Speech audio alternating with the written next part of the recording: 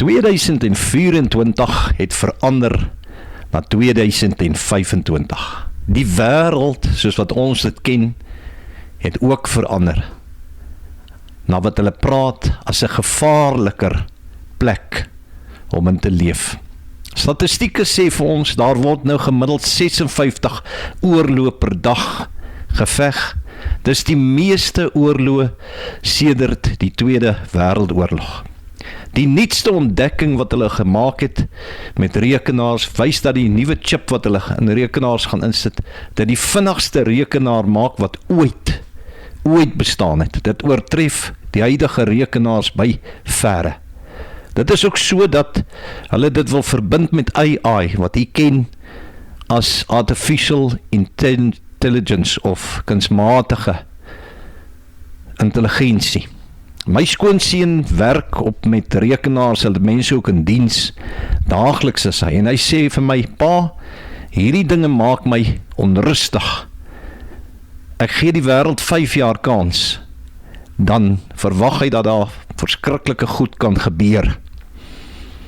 En ek luister een aand na gesprek op televisie waar hulle met kenners op die gebied praat van AI, en dis hoofde van mense wat aan organisasies behoort, wat probeer keer en mense in beheer bring, dat hulle AI kan beheer, want hulle sê die mens is besig om soveel data in rekenaars in te voer, dat hierdie dinge buite beheer kan raak, en die aanbiedster van daardie program het hulle gevra, sy is onrustig, kan hierdie dinge die mensdom skade aandoen, en hulle het onteenseglik gesê dit kan. Die mens is besig om 'n ding te skep wat buite beheer kan raak. Nou hier aan praat hulle van soldate wat hulle besig is om te kweek, wat hulle chips gaan insit en van dit super soldate maak deur 'n implant, bo-natuurlike psigiese vermoëns aan die mens te gee. Dis die tyd waarin ons leef, en dit is 2025. En as ek aan hierdie dinge dink, en ek dink aan my skoonseun se woorde wat sê dit maak hom onrustig, dink ek aan wat die Bybel gesê, daar kom 'n tyd dat mense sal beswyk van vrees en verwagting van die dinge wat oor die aarde kom. En dit laat my net besef, ons moenie toelaat dat hierdie dinge ons oorweldig nie.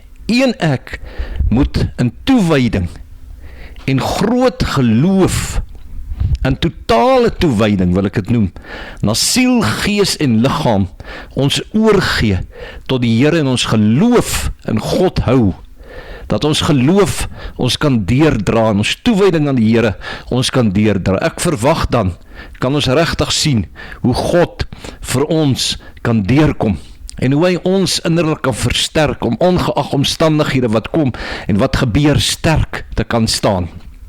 Hebreërs 12 vers 1 tot 3 praat vir my van hierdie toewyding. En ek wil hê jy moet vandag mooi luister.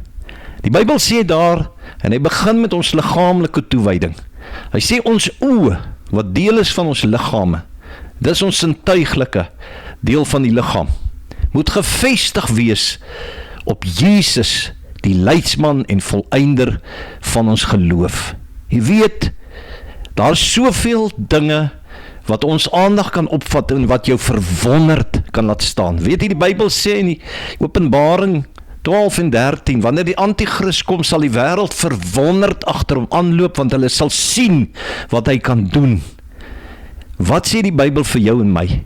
Ons moet ons oë hou op Jesus, die leidsman en volëinder van ons geloof.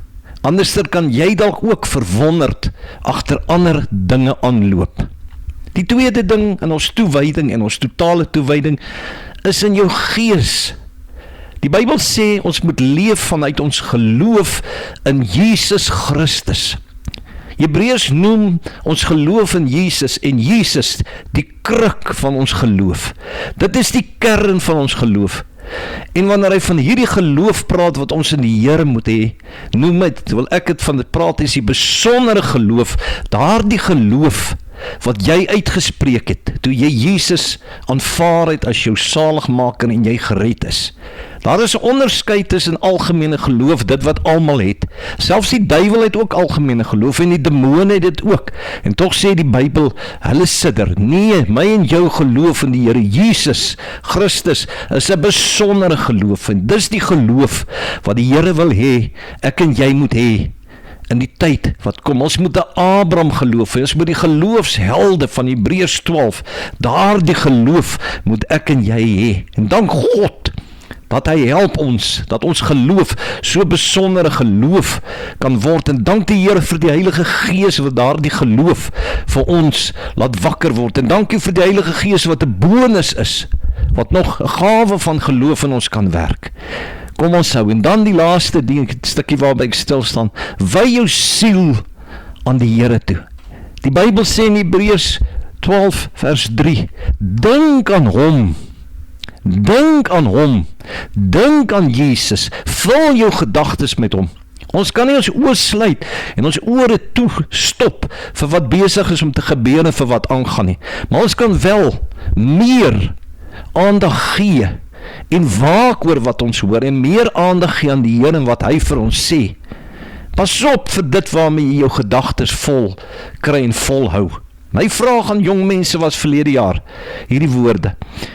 As ons net die hele tyd konsentreer op die sosiale media en die netwerke, en ons vergeet heeltemal van die Bybel wat dit sê en heeltemal wat God sê, hoe gaan ek en jy weet wat die waarheid is en hoe ons moet lewe? Hoe gaan ek en u weet en hoe gaan ek en u toelaat dat God ons siele vernuwe en ons siele reinig?